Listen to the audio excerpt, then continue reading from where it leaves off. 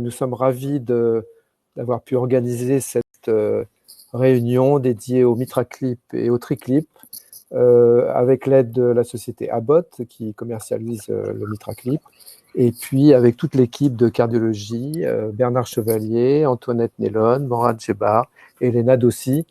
Et donc, on va essayer de partager avec vous l'expérience du clip. On a eu la chance de commencer en décembre 2010 et de faire le premier clip en France. Et depuis, l'expérience est accumulée. Les outils ont progressé. On est déjà à la 4e génération du clip. Voilà, beaucoup de choses évoluent, les indications aussi. Et on va essayer de vous parler de tout ça. Et bien sûr, n'hésitez pas à poser toutes les questions que vous souhaitez. On essaiera d'y répondre autant que possible. Donc, on va commencer tout de suite par Bernard Chevalier, qui va nous parler des indications et de l'analyse des données concernant le MitraClip, en sachant qu'on a séparé en 2 sessions, une première avec la mitrale et une deuxième avec la tricuspide. Bernard. Bonsoir Thierry, bonsoir à toutes et à tous. Merci de me donner l'opportunité de parler du MitraClip dans l'insuffisance mitrale, de voir où on en est actuellement. Un tout petit rappel de ce qu'est le MitraClip. Hein. Ça vient de la volonté initiale chirurgicale de rapprocher le feuillet antérieur et le feuillet postérieur de la valve mitrale dans une technique qu'on appelait à l'époque la technique d'Alfieri. Et le but donc du MitraClip est d'essayer d'arriver à faire avec une pince qu'on va emplacer par voie percutanée le même type d'action. On va voir qu'en fait, la technique a évolué et qu'on est passé bien au-delà du concept initial. Le clip donc, se présente comme ça. Vous voyez que cette espèce de petite agrafe qu'on va aller placer par voie transseptale avec un système de navigation qui paraît comme ça assez complexe parce qu'il a effectivement une capacité de navigation tridimensionnelle pour passer de l'oreillette droite vers l'oreillette gauche à travers le septum atrial et pouvoir se placer ensuite au niveau des feuillets mitraux. La pose du MitraClip, c'est d'abord un travail de coopération extrêmement étroite entre l'échocardiographiste qui va travailler en transœsophagien pendant la procédure et les 2 opérateurs cardiologues interventionnels. C'est vraiment un travail à 6 mains et 3 cerveaux. Et c'est absolument essentiel d'avoir une bonne communication et une bonne compréhension de ce que fait l'autre, si je puis dire. Alors, on a 2 types de vues sur lesquelles on travaille, hein, qu'on appelle la vue X-plan. Une vue qui est transcommissurale, que vous pouvez voir à droite, qui va donc traverser, comme son nom l'indique, les 2 commissures. Et puis, la vue à 80 degrés, la vue qu'on appelle chambre de chasse ou LVOT, qui passe par 2P2 et qui permet donc en combinant ces 2 vues de se repérer dans l'espace. L'autre élément important en échographie transœsophagienne et la reconstruction tridimensionnelle, l'imagerie tridimensionnelle. Vous voyez qu'on se repère avec l'aorte qui est en haut ici. On a donc la commission latérale qui est à gauche, la commission médiale, côté médial qui est à droite, et on a donc 1, A2, A3, puis P1, P2, P3. Alors, on a 2 types d'indications qui sont assez claires. D'une part, les atteintes dégénératives, dont on connaît tous l'étiologie, et pour laquelle, ici, la technique peut être une alternative au remplacement chirurgical ou à la réparation chirurgicale. Alors, les critères classiques sont assez stricts. Il faut effectivement avoir une cooptation suffisante. Il faut que le gap ne soit pas ni trop haut ni trop large. C'est l'indication classique de réparation mitrale avec le MitraClip. C'est ce qu'on a appelé ici les réparations simples avec une pathologie donc, qui se situe en général en A2P2 sur une valve qui n'est pas calcifiée, qui a une surface large et qui a les critères qu'on a vus au niveau de cooptation.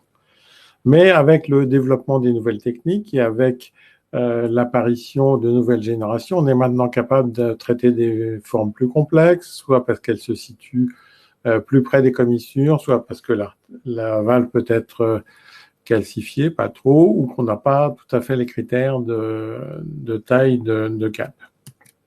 Voici un exemple de ce qu'on peut être amené à faire. Ici, c'était une patiente qui avait insuffisance mitrale qui était sévère sur une valve qui est vraiment de type Barlow, qui n'est pas une indication classique, et qui venait d'avoir un TAVI qui était donc complètement contre-indiqué à la chirurgie, et qui gardait donc une fuite mitrale importante, comme on peut le voir avec un prolapsus très net. Donc on n'est pas du tout dans une indication classique, mais malgré tout, on peut arriver dans cette situation à traiter le problème ici en mettant en place un clip XTR qui permet d'obtenir un résultat satisfaisant. Vous voyez qu'on peut adresser des formes relativement complexes. L'autre aspect des indications, c'est les indications dites fonctionnelles.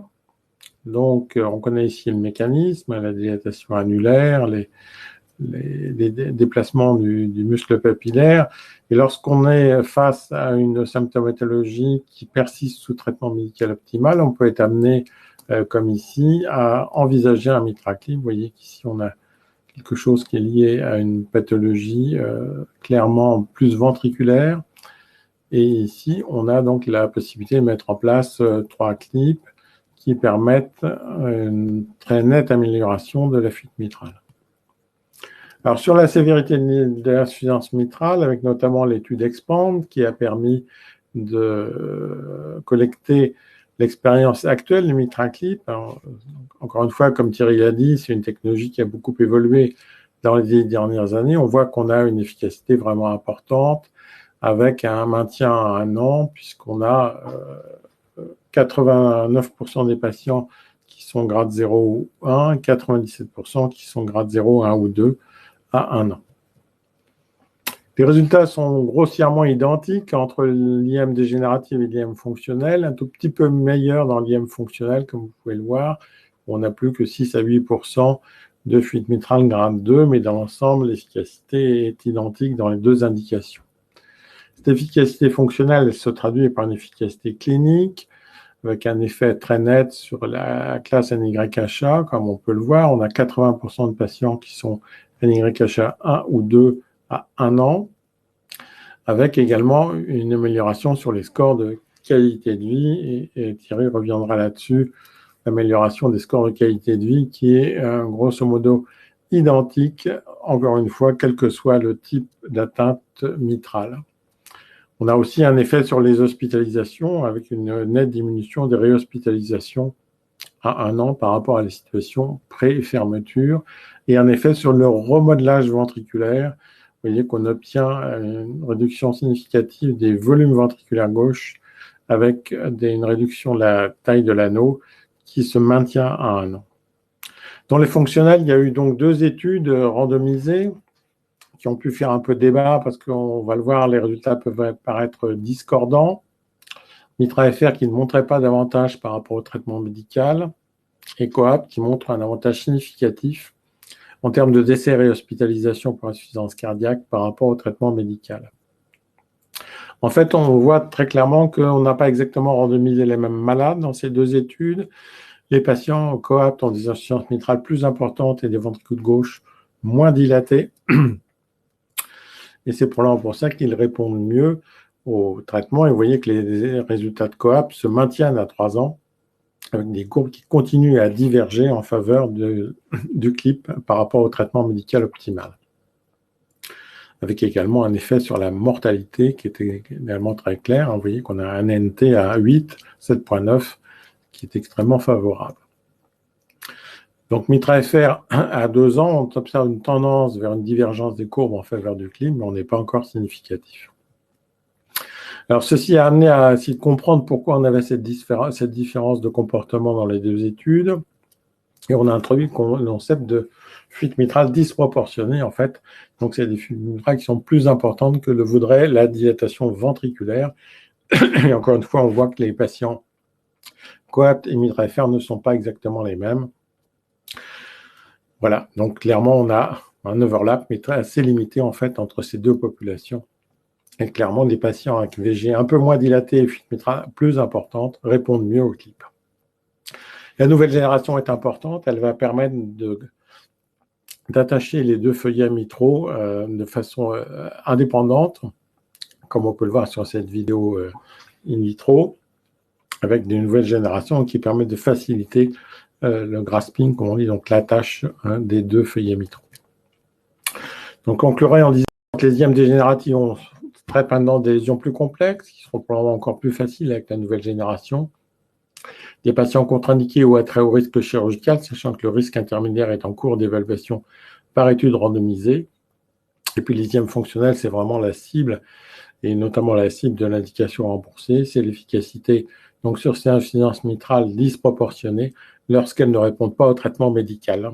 Je vous remercie pour votre attention. Merci beaucoup, Bernard. C'était vraiment parfait comme introduction. Donc, on va passer à la présentation suivante que je vais faire et qui est finalement le point de vue du patient sur la suite.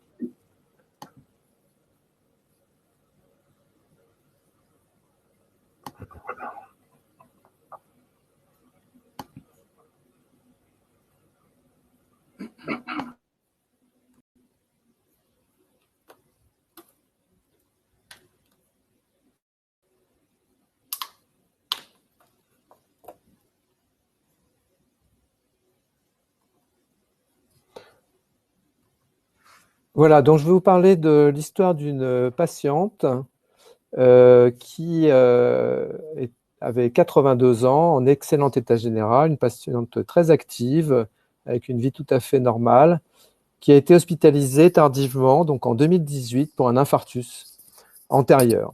Malheureusement, elle est arrivée très tardivement, puisqu'elle était à la 16e heure de son infarctus.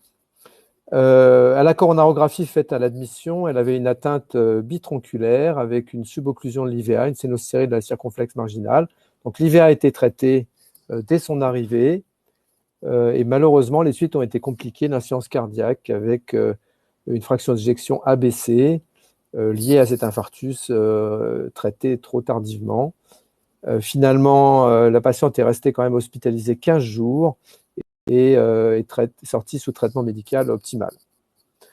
L'angioplastie de la circonflexe qui était très serrée a été réalisée 3 semaines plus tard, mais ça n'a pas beaucoup amélioré la situation. Et donc, la patiente, au fil des mois, se dégradait sur le plan d'état général, sur le plan de l'insuffisance cardiaque, était de plus en plus fatiguée. Elle avait une insuffisance surrénale qui s'est aggravée progressivement, liée au diurétique, et elle avait besoin de fortes doses de diurétique. Elle revoit son cardiologue au 11e mois qui demande une IRM cardiaque. Et à l'IRM, on retrouve une fraction d'éjection très abaissée à 35%, alors qu'elle était à 45% à la sortie de l'hôpital. Un infarctus antérieur transmural, sans ischémie résiduelle, pas d'ischémie de territoire circonflexe. Et puis une insuffisance mitrale sévère avec une fraction de régurgitation à 33% à l'IRM. Et donc, du coup, le cardiologue m'appelle en fait pour discuter d'un éventuel mitraclip chez cette patiente.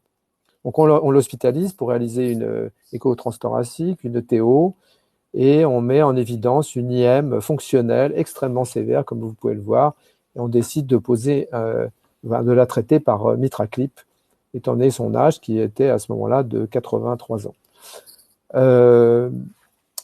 Donc 13 mois après l'infarctus. Donc vous voyez cette fuite mitrale pré-pose du mitraclip. Vous voyez que là, on a déjà mis en place le clip au niveau de l'oreillette gauche. Et en fait, on va assez facilement attraper les deux feuillets. Vous avez l'aorte qui est en haut, un petit peu médiale. On améliore la fuite de façon significative mais incomplète. Et donc, on va poser un deuxième clip. Et là, vous voyez la capture par ce qu'on appelle des grippers des deux feuillets mitraux, plus en position centrale. Et un résultat qui est tout à fait satisfaisant avec une fuite résiduelle minime à modérée et des suites tout à fait simples. Donc, la patiente est sortie 2 jours plus tard. Donc voilà la pose du deuxième clip, vous voyez, qui est largué, et le résultat final. Donc une fuite réellement minime résiduelle, après pose de 2 clips. Alors j'ai eu la chance de revoir cette patiente, et elle va nous dire un peu ce qu'elle en pense. Bonjour, merci beaucoup d'avoir accepté de participer à cette discussion est de montrer votre expérience avec le MitraClip. Donc vous avez 85 ans aujourd'hui et en 2018, vous avez eu un infarctus en décembre 2018. Et donc vous avez été amené en urgence, on a débouché votre artère coronaire. Et dans un deuxième temps, le mois suivant, en janvier, vous aviez une deuxième dilatation sur une autre artère qui était également très rétrécie. Alors racontez-moi un petit peu ce qui s'est passé ensuite, après cet infarctus. Après les suites, ça n'a pas été très brillant parce que comme mon cœur avait beaucoup souffert, je suis restée 15 jours sous oxygène. Et puis ce qui m'a énormément fatiguée, c'est j'ai eu des diurétiques certainement à haute dose, enfin je ne sais pas trop, hein, mais ça m'a fatiguée parce que ça m'a fait perdre du poids, moi qui suis déjà quand même relativement mince, donc ça m'a beaucoup fatiguée. Il y a eu de l'insuffisance cardiaque, Oui. Secondaire à cet infarctus pris en charge tardivement. Oui. Et donc c'est pour ça que vous êtes resté longtemps aux soins intensifs, parce Oui. que vous avez une insuffisance cardiaque et donc besoin d'un traitement diurétique. Oui. Donc ensuite, en janvier, vous avez eu une deuxième dilatation sur une autre artère. Et ensuite, donc dans l'année qui a suivi, racontez-nous un petit peu. Oui, alors c'est en janvier que je suis venue et que vous êtes intervenu pour me poser un clip. Et j'étais vraiment très très fatiguée quand j'ai abordé cette intervention. Alors donc, cette intervention, pour moi, ça a été extraordinaire parce que je ne m'en suis même pas rendu compte. Je me souviens quand j'étais dans la grande salle où il y a toutes les personnes, tous les patients qui attendent. Après, quand je suis ressortie, je me suis dit, mais ça y est, l'intervention a eu lieu ou pas? Et l'intervention avait eu lieu, donc j'ai pas du tout souffert, ça a été extraordinaire. Et jour après jour, j'ai retrouvé des forces, enfin mes enfants, ma fille qui est là, elle peut le dire, ça a été vraiment une renaissance. Oui, donc malheureusement, le mot de la fin de notre patiente a été coupé et en fait, le terme qu'elle a utilisé, c'était une renaissance. Et je pense que ça parle, enfin son état actuel à 85 ans parle de lui-même en fait. Et donc cette patiente a été réellement transformée par cette procédure de MitraClip. Alors on va passer au topo suivant par Mourad Jebar qui va nous dire en fait quel est le bon patient pour le MitraClip.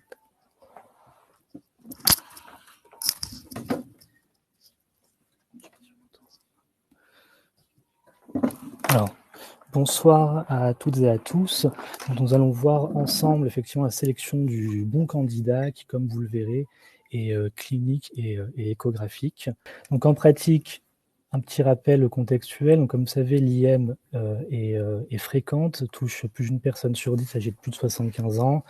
51% des IM sévères symptomatiques sont non traités. C'était au niveau des recommandations, c'était Bernard Lyon qui nous avait dit ça en 2012.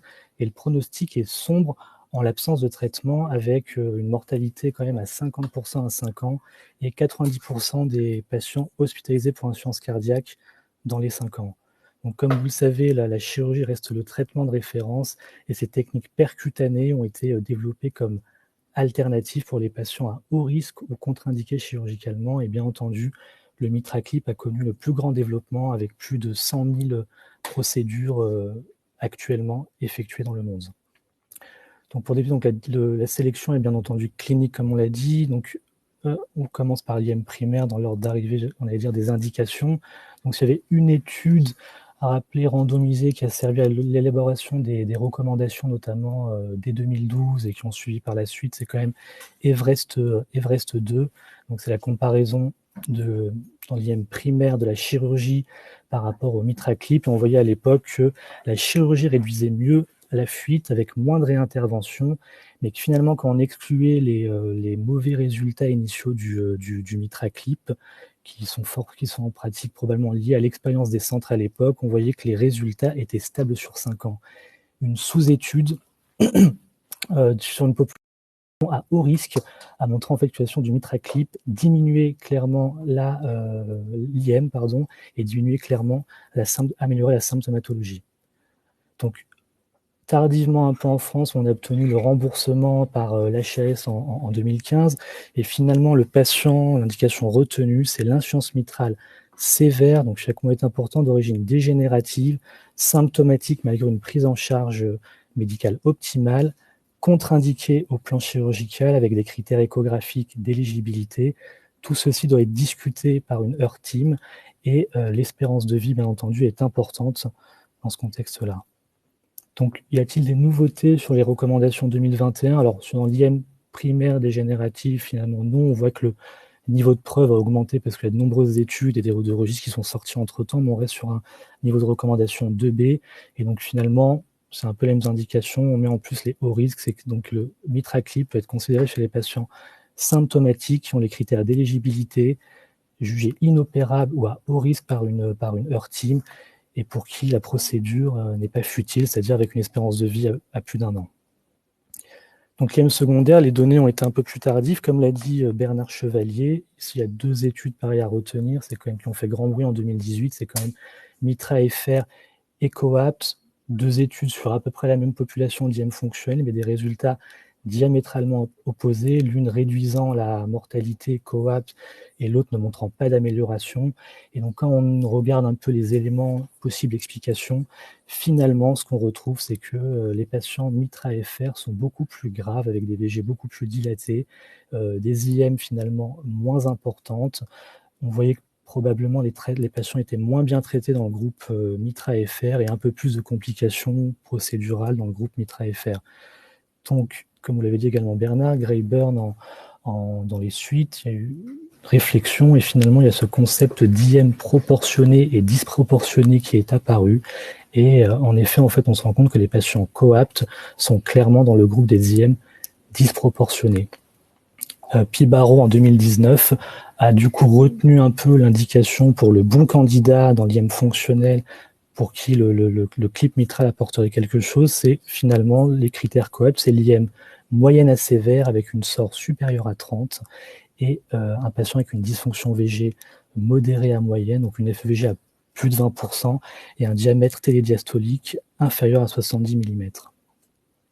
Donc pareil, on a un peu plus tardivement par rapport aux autres pays le remboursement par l'HAS fin 2019 et du coup, les critères retenus par l'HAS, c'est IM sévère, grade 3-4, symptomatique à nouveau malgré une prise en charge médicale optimale et avec des critères, donc exclusion, contre-indication chirurgicale, hospitalisation dans les 12 mois précédant intervention pour une insuffisance cardiaque, FEVG entre 20 et 50%, SOR à plus de 0,3, donc les critères COAPT, et volume télédiastolique inférieur à 96 ml par mètre carré, donc des malades pas trop évolués. Donc, les recommandations toutes récentes 2021 qui viennent de sortir élargissent clairement les indications. Donc, comme vous voyez, il y a un tableau qui est un petit peu compliqué à voir, mais en pratique, ce qu'on voit, c'est qu'il remonte le niveau de preuve déjà des indications qui étaient précédemment décrites en 2017. Entre-temps, COAPT et de nombreuses études sont sorties.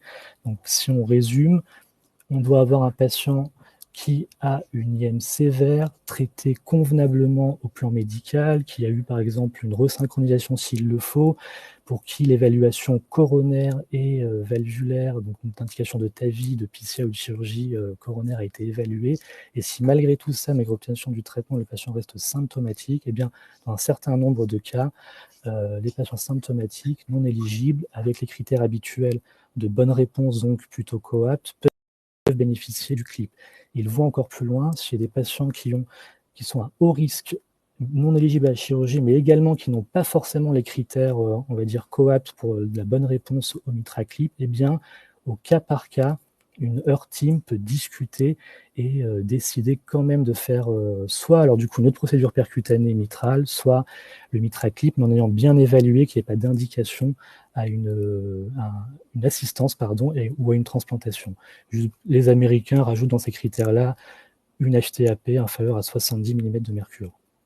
Donc, comme on l'a vu, la sélection du bon candidat est bien entendu clinique, donc on ne revient pas dessus, l'optimisation du traitement, la symptomatologie, le haut risque à contre-indication chirurgicale, espérance de vie, et bien entendu l'échographie et l'examen clé, dès l'ETT, on peut évaluer la sévérité, le retentissement, le type, le mécanisme, éliminer d'autres valvulopathies. L'ETO 3D, qui est plutôt fait dans les centres implanteurs pour l'expertise, permet d'évaluer le mécanisme, la localisation, l'anatomie, la faisabilité, et bien entendu une discussion multidisciplinaire dans le cadre d'une Heart Team pour évaluer cas par cas le bénéfice risque opératoire, fragilité, souhait du patient.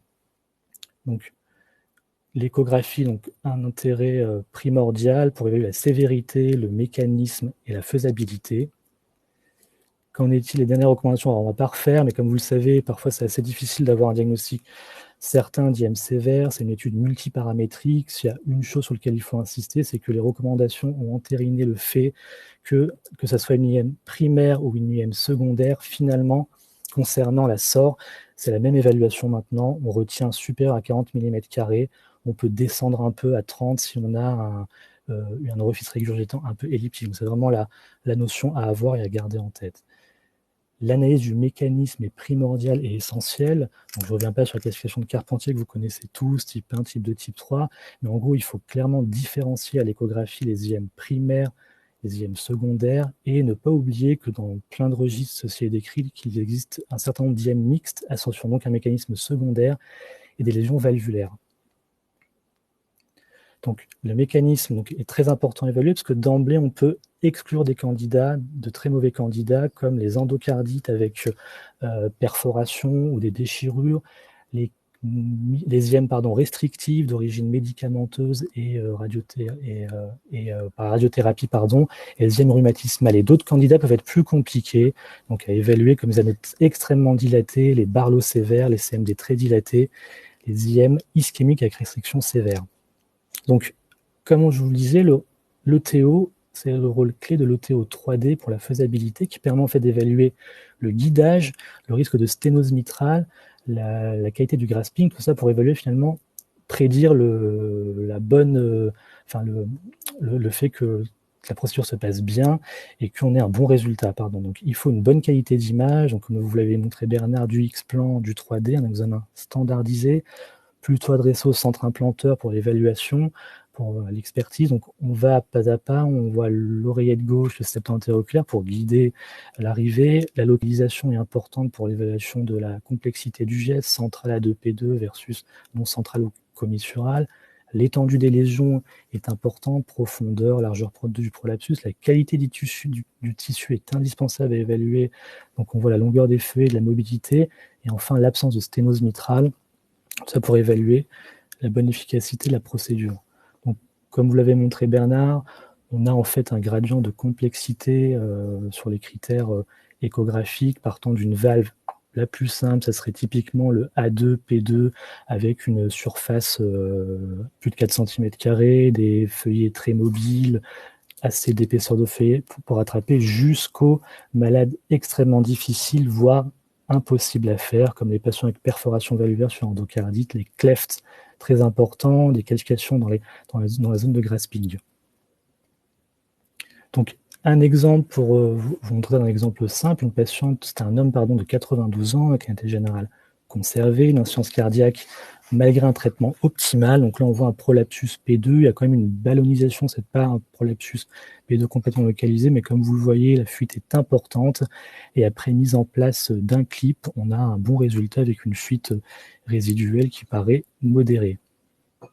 Donc, on peut traiter des patients de plus en plus complexes grâce au progrès technique. On est actuellement sur des mitraclips de 4e génération. Expertise des centres n'a été que croissante. Il y a d'autres techniques comme la ventilation mécanique en augmentant la PEP qui permet parfois chez des patients un peu compliqués avec des gaps de réduire le gap et d'attraper les feuillets. Et dans des cas de prolapsus très sévères avec hauteur très importante, l'adénosine permet de créer une asystolie rapide afin de pouvoir attraper le feuillet. Donc tout ça nous a permis de traiter des malades de plus en plus complexes. Donc cette femme de 87 ans, active, très gênée, malgré une optimisation du traitement. Donc comme vous le voyez, un prolapsus P3 très important avec une rupture de cordage, un cordage mobile volumineux. une fuite mitrale qui est sévère. Donc là, un exemple de guidage. Donc la ponction est censée être mid-fossa et postérieure. Donc là, vous voyez qu'on est un petit peu plus supérieur, mais bon, des fois, les conditions techniques font que on se positionne et il y a des mesures pour s'assurer qu'on puisse amener le clip. Mise en place, enfin, le premier clip pour au niveau commissural, mise en place du premier clip. Le deuxième clip se positionne et on voit que le résultat final, en ayant quasiment oblitéré la commissure, est un résultat avec une fuite mitrale à peine minime. Donc c'est un très bon résultat. L'exemple ici d'un homme de 70 ans avec un Barlow, comme vous le voyez, extrêmement sévère, un prolapsus A3 prédominant majeur, un prolapsus P1, mais une valorisation par ailleurs diffuse, une fuite mitrale massive, comme vous le voyez sur différentes incidences, avec un reflux dans les veines pulmonaires. Le gradient moyen initial était à 3 mm de mercure. Donc on choisit pour la stratégie de traiter essentiellement le prolapsus A3 qui est prédominant. Donc un premier clip qui est amené, un deuxième clip qui est amené sur A3, P3. Comme vous voyez, quand même un excellent résultat compte tenu de la pathologie initiale, avec on voit que le reflux dans les veines pulmonaires, maintenant on a un S inférieur à D, alors que c'était un reflux inversé, et un gradient moyen à 4, ce qui est clairement très acceptable, plus qu'acceptable.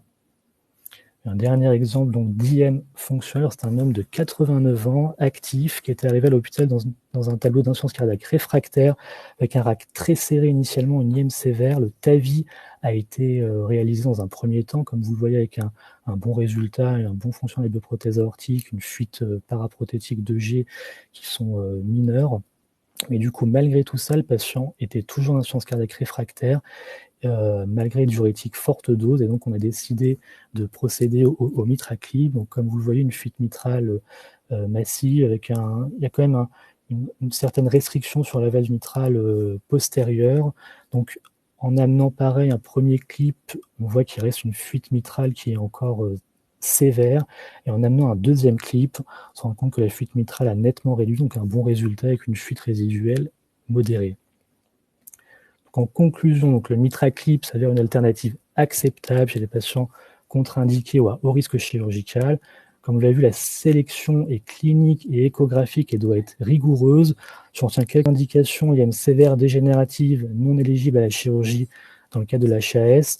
L'ESC étant ça au haut risque. On attend des nouvelles de Mitra-HR pour voir dans cette population-là, chez les patients à haut risque et les patients à risque intermédiaire, pour pouvoir éventuellement avoir le remboursement par l'HAS. L'IM fonctionnel, donc l'HAS, c'est IM sévère, sort à plus de 0,3, volume télédiastolique pas trop dilaté, FEG entre 20 et 50% pour insuffisance cardiaque et contre-indiqué à la chirurgie. On a bien vu que les dernières recommandations ESC ont largement élargi les indications. Le TO3D, important pour la faisabilité et le guidage de la procédure. On doit discuter en heure team. Comme vous l'avez vu, les progrès techniques et l'expérience grandissante ont permis un traitement de patients de plus en plus complexe. Merci pour votre attention. Je sais pas.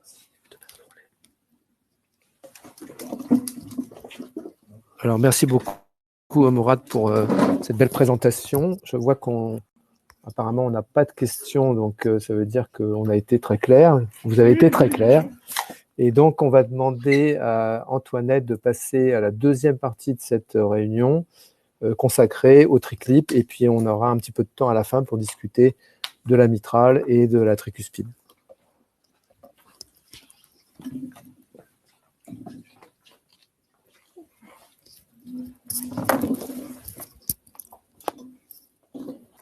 Bon, écoutez, maintenant, on va changer de côté. On va passer sur le code droite. Et moi, je vais vous parler un petit peu du triclip, ou même un plus large, des indications, des analyses de données pour les interventions percutanées sur la valve tricuspide.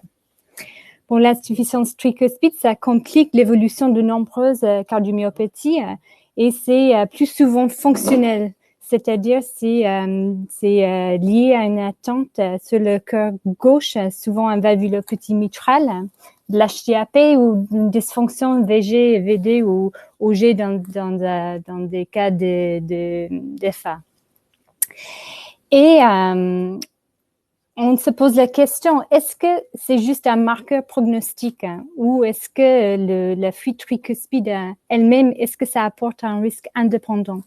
Et ici, c'est une étude qui essaie justement de répondre à cette question. C'était un énorme cohorte, le Mayo Clinic. C'était 1500 admissions avec une insuffisance cardiaque et un FEVG altéré à moins de 50%. Et le critère de l'étude primaire, c'était la mortalité sous traitement médical. Et ils ont sorti les patients avec un IT. Et ils ont trouvé que les patients qui ont un IT plus que modéré, que c'est en fait en elle-même un facteur prognostique indépendant. Et on voit que à 3 ans, par exemple, de suivi, il y a une mortalité qui approche 50%. Du coup, c'est une maladie qui est grave. Et maintenant, on a finalement une indication pour une intervention pour les patients qui n'ont pas qu'une intervention proposée sur le cœur gauche.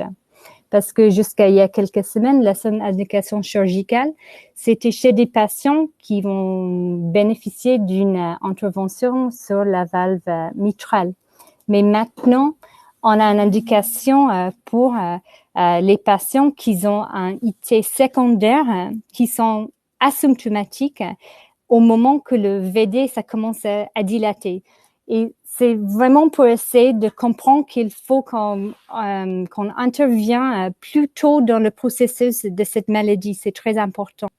Et aussi, l'ESC, ils ont vu qu'il y a beaucoup d'évolutions sur l'espace tricuspide et qu'on commence à avoir des traitements transcathétaires avec des bons résultats. Et maintenant, on a une indication pour ces traitements. C'est pas très fort, mais quand même, ça commence à être dans les guidelines. Et pourquoi vraiment on n'a pas beaucoup de support pour une intervention chirurgicale chez ces patients? C'est parce que, au fait, il y a beaucoup de mortalité dans la période périopératoire pour ces patients. Et c'est presque 10% sur un cohorte de patients qui étaient traités entre 2003 et 2014. Et même sur un cohorte un petit peu plus récent, on voit que sur 3500 patients, il n'y a que 5% qui sont opérés. Mais c'est vraiment, c'est très rare qu'au fait, il y a une intervention chirurgicale pour le tricuspide. Et sur ces patients, la plupart du patient, ils ont eu un remplacement de la valve tricuspide parce que probablement c'est des patients qui étaient vraiment très évolués dans le processus et c'était plus possible même de faire une annuloplastie, de réduire la taille de l'annulus. Et on voit, il n'y avait pas beaucoup de patients, il y a 20% qui ont eu une annuloplastie, mais il n'y avait pas vraiment une différence en termes du résultat sur 15 ans de suivi. Et donc, ça a mis en scène un petit peu toutes les idées, comment on peut traiter la valve dans une façon moins invasive avec des interventions percutanées. Et là, c'est juste un petit tour de tous les dispositifs qui étaient étudiés. En gros, il y a 2 types de traitements. Il y a un traitement qui mimique un petit peu l'annuloplastie. On a le Cardioband qui est probablement le plus connu. Et après, on a des traitements, c'est comme le MitraClip, c'est un traitement bord à bord où on essaie d'approcher au fait les feuillets pour réduire la fuite.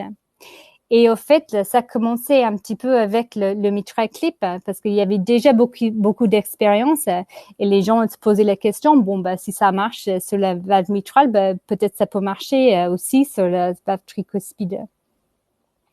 Et là, on voit qu'ils ont pris un registre de tous les types d'interventions percutanées. C'était le registre Trivalve sur 2016 jusqu'à 2018 et ils ont testé cette cohorte contre un cohorte contrôle. Le seul contrôle, c'est le traitement médical, c'est les diurétiques. Et ils ont trouvé que le fait d'intervenir sur la valve tricuspide, ça apporte un bénéfice, pas juste en termes des symptômes, mais pour la première fois, un bénéfice en termes de la mortalité. Et on voit que sur les subgroupes, au fait, c'est tous les patients qui bénéficient. C'est soit s'ils ont les femmes mâles, soit quel que soit l'HTAP, le degré de fuite mitrale ou le FOVG. En fait, tous les patients, ils ont bénéficié d'une intervention sur la valve mitrale, la tricuspide. Oui. Et quand on voit un petit peu plus dans le registre, on voit que la plupart des patients, ils ont été traités avec les agrafes, les clips, juste comme le MitraClip. Bon, ben, avec les résultats qui étaient plutôt positifs, tout ça s'est évolué un petit peu. Et il y avait un système qui était dédié justement pour traiter la valve tricuspide avec le TriClip cette fois. Et là, ça c'est sur un papier qui a été publié maintenant en 2019 sur autour de 80 patients. Ils ont montré qu'il y a un bénéfice en termes de fonction NIHA et aussi de mortalité sur un suivi à 1 an. Et maintenant, pour soutenir un petit peu plus cette notion d'une intervention percutanée sur le tricuspide, on a plusieurs méta-analyses qui sortent justement qui montrent que avec une intervention percutanée sur la valve, on améliore des choses en termes de la fuite. On a diminué aussi le sort. Et qu'on a une qualité de vie qui est améliorée avec un NIHA qui est amélioré aussi le 6 minutes de marche on gagne quelques mètres quand même. Donc, pour le TriClip, on a des indications. Ben, c'est une fuite sévère. Il faut pas que le gap de coaptation c'est trop large pour les bras justement qu'on peut faire un grasping pour avoir les feuillets. C'est les patients qui sont de nature au risque chirurgical. Normalement, s'il y a une fuite mitrale ou quelque chose sur le cœur gauche, il faut essayer d'adresser ça en premier. Et les PAP, ça c'est important. Je vais parler un petit peu plus de ça dans le prochain diapo. Et il faut dire que au fait les sondes pour les PACE, c'est pas une contre-indication. Ça dépend vraiment le mécanisme et ça dépend le positionnement des sondes dans la valve. Et c'est quelque chose qui c'est nécessaire que c'est interagé avec le TO avant, mais juste la présence d'une sonde, c'est pas une contre-indication pure. Bon, ben, ici, c'est juste un petit vidéo de l'intervention. Ben, c'est sur anesthésie locale. Bon, ben, c'est même plus facile c'est c'est anesthésie générale pour le TO. Et c'est même plus facile que le MitraClip parce qu'on n'a pas de transeptal. Et ici, on voit qu'il y a des manipulations sur la gaine pour positionner le clip. Pour le clip, en fait, l'idée, c'est de mettre le clip entre le feuillet septal, parce que quand l'anneau commence à dilater, ça commence dans une façon antero-postérieure. Et on essaie d'utiliser le feuillet septal comme un encre. Et ça va tirer un petit peu sur les autres feuillets et ça va réduire aussi un petit peu la taille de l'annulus. Là, on voit que c'est vraiment, et on verra avec Elena après, comment l'écho et le TO, c'est vraiment clé procédure. Pour le screening, d'abord, pour choisir le bon candidat et bien sûr pour guider la procédure parce qu'on a pris beaucoup sur l'échographie. J'ai parlé un petit peu sur l'HTAP et c'est une étude qui est sortie en 2020 qui qui cible l'HTAP sous écho. Et on voit que, au fait, c'est très difficile l'écho pour vraiment faire le diagnostic d'HTAP. Et que 50% du temps, quand il y avait une HTAP par écho, au fait, quand on a fait un cathé invasif, on a trouvé que les pressions étaient normales. Et ça, vraiment, c'est l'importance de faire un cathé droit, de faire des mesures invasives pour bien interroger le patient, et ça fait partie du bilan pour les candidats. Parce qu'on voit que quand il y a une discordance entre les mesures invasives, ça veut dire qu'on trouve qu'il y a de l'HTAP par la mesure invasive et qu'on n'a pas d'HTAP par l'échographie, qu'il y a un surrisque de mortalité chez ces patients. Et c'est vraiment, ça se cristallise l'importance de faire un interrogatoire qui est vraiment qui est assez profond, et que le cathé droit, que vraiment que c'est aussi clé dans le screening pour ces patients. Bon, au total, on peut dire que la valve tricuspide, c'est la valve oubliée. On sait que l'IT est la mauvaise prognostic, et maintenant, avec les nouveaux traitements, tout ce qui arrive en termes des interventions percutanées, on a beaucoup plus d'espoir pour ces patients. Et il ne faut pas hésiter de les envoyer au centre où on fait des interventions sur les triclips pour une évaluation avec le TIO et le cathé.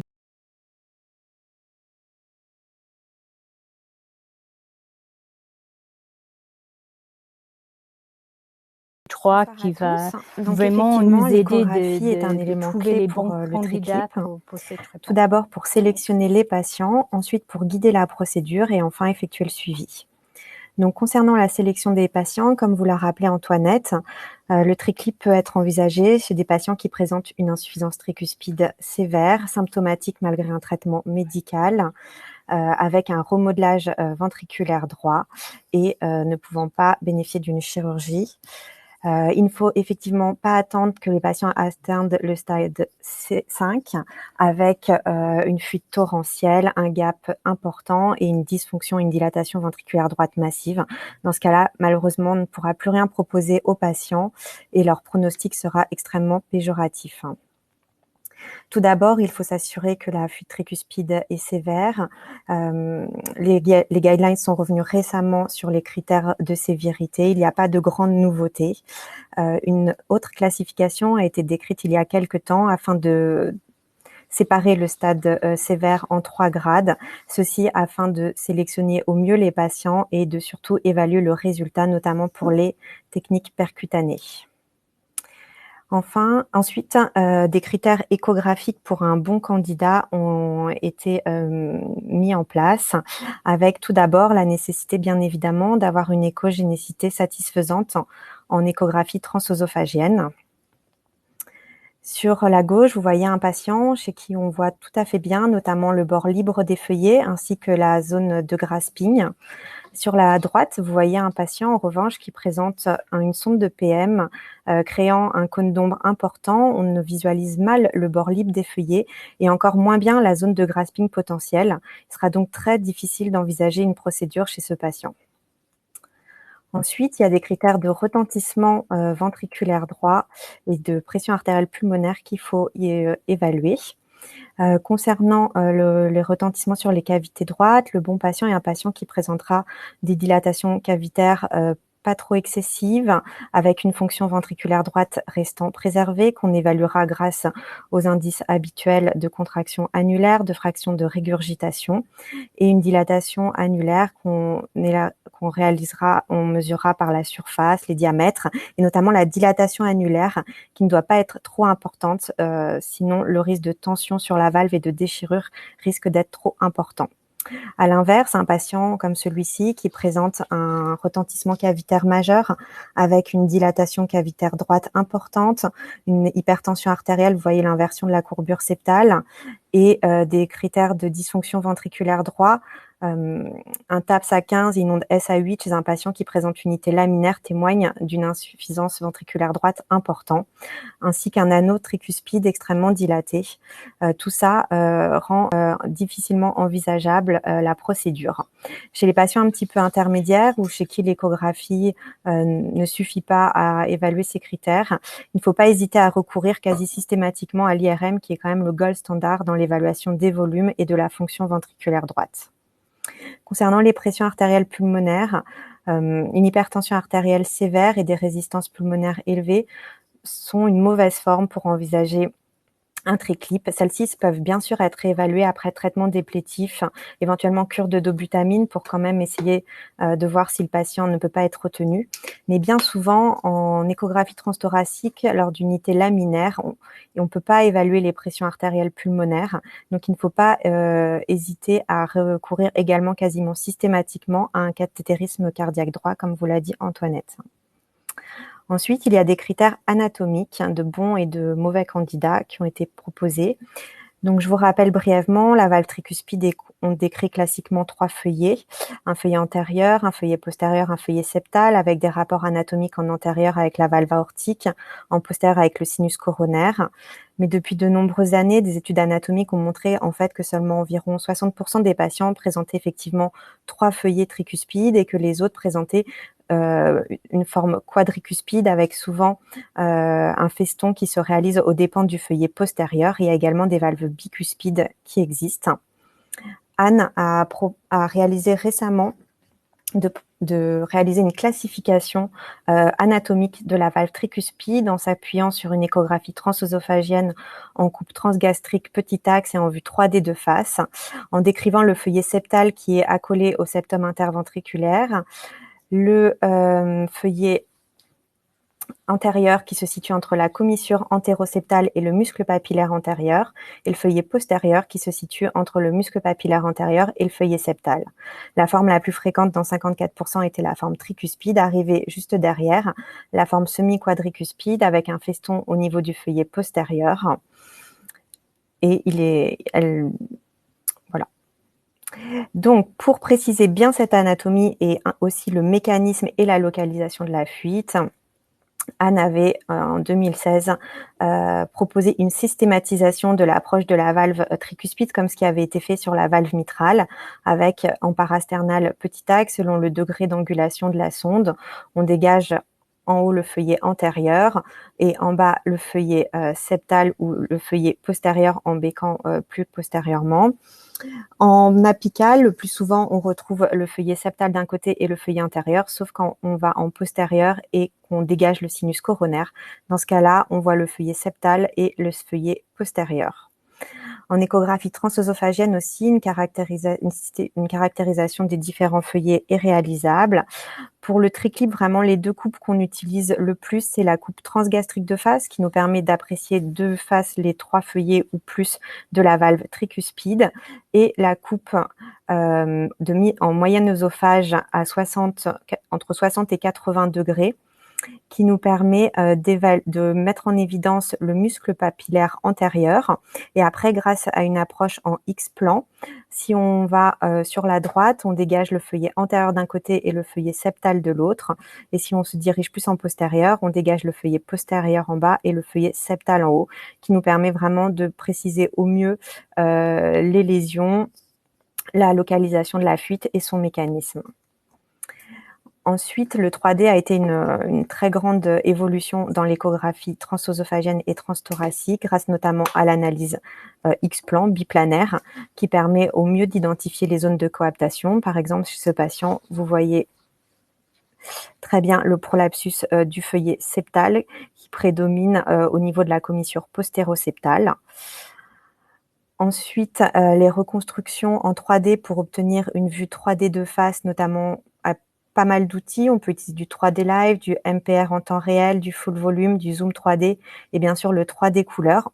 Ça peut être en ETT comme sur ces boucles-là ou en ETO qui nous permet vraiment de visualiser simultanément les 3 feuillets, d'identifier les commissures, les festons, la localisation de la fuite et sa direction.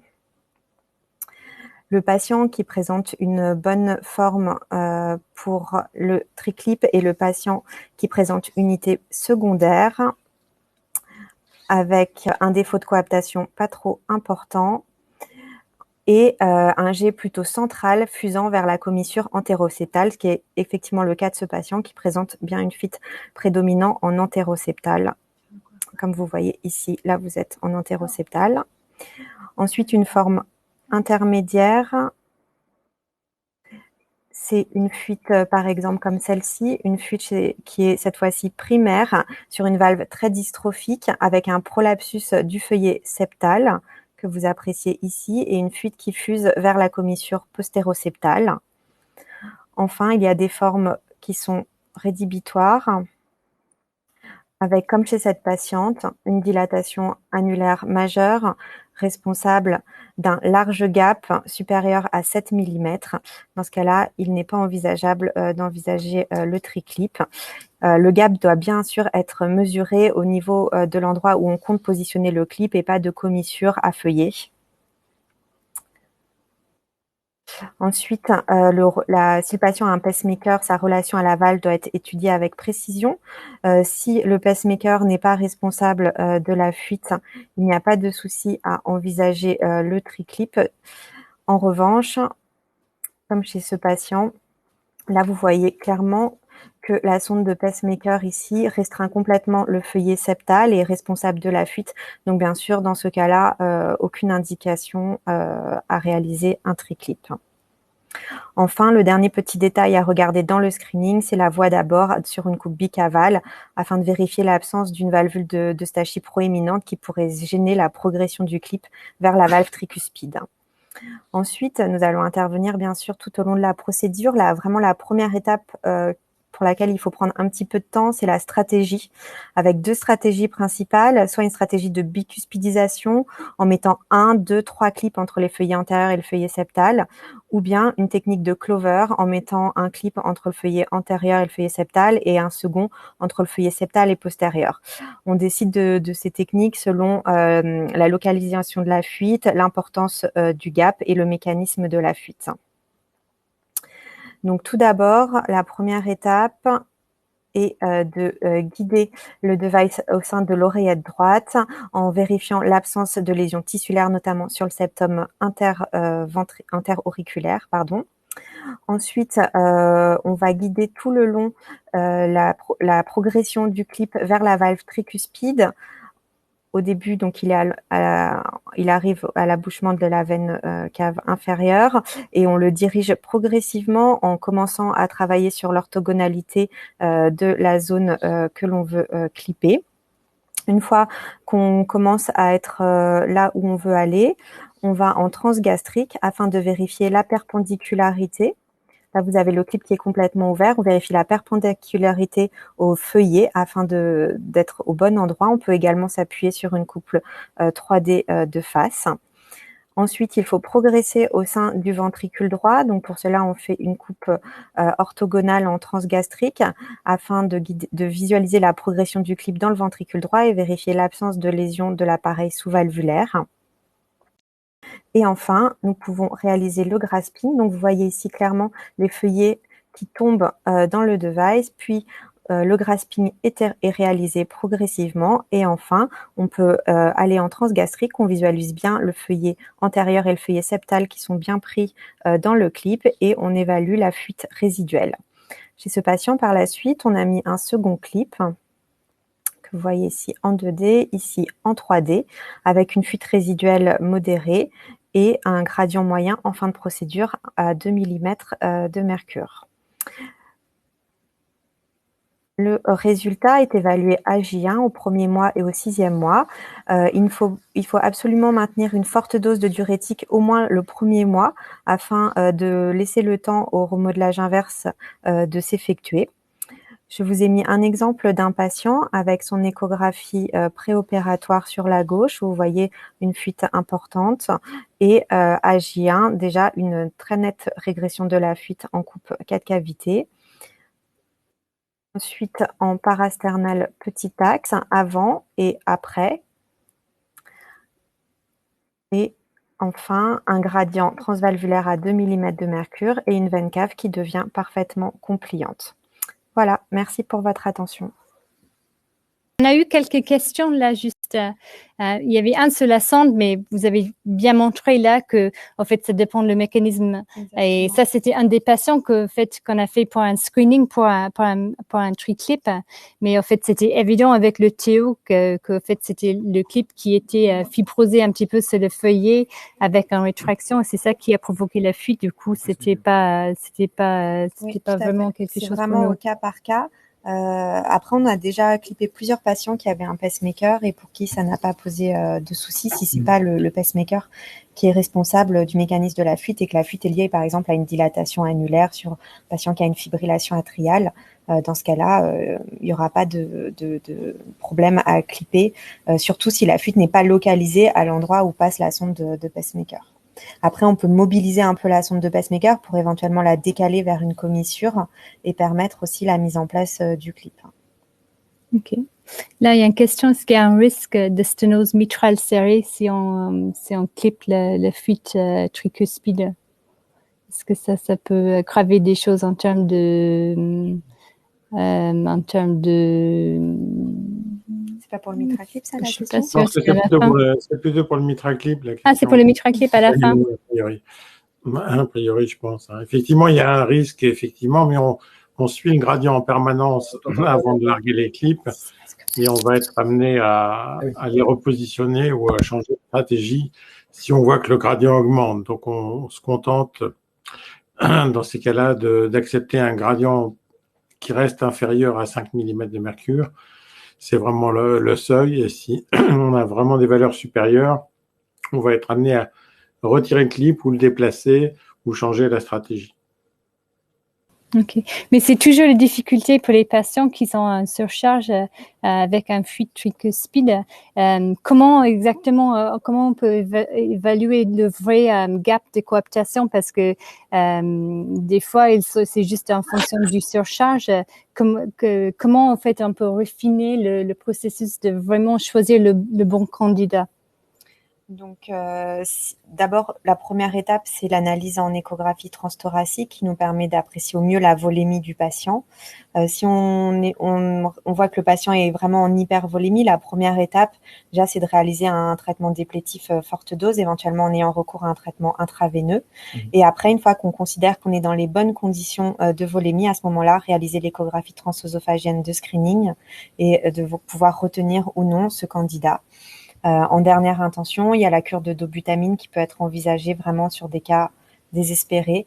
On est encore au début de la technique, donc c'est vrai que pour l'instant, on reste sur des fortes doses de traitement diurétique et on donne déjà cette chance à ce traitement-là. Et après, l'idée, c'est de clipper des gens qui ont quand même aussi une espérance de vie et un pronostic qui n'est pas trop effroyable. Donc, voilà. C'est pas un traitement palliatif. Voilà, c'est pas un traitement palliatif. Oui. Il faut quand même qu'il y ait un impact sur la qualité de vie et aussi quand même sur le pronostic. Ok. Donc, il faut pas, effectivement, c'est pour ça que malheureusement, beaucoup de patients arrivent à l'hôpital dans un état dépassé parce que comme c'est une valve qui reste longtemps asymptomatique et qu'on regarde pas aussi beaucoup, souvent, quand finalement on commence à la regarder, c'est quand malheureusement, on a atteint un stade très évolué.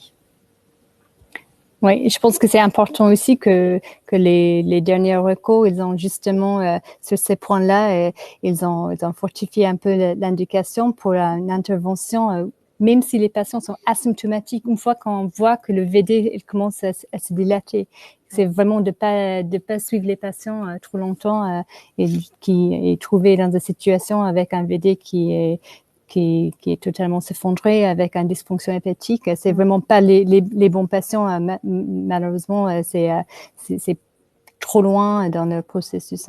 Ouais. Ok, Thierry, est-ce que tu veux ajouter quelque chose? Pardon.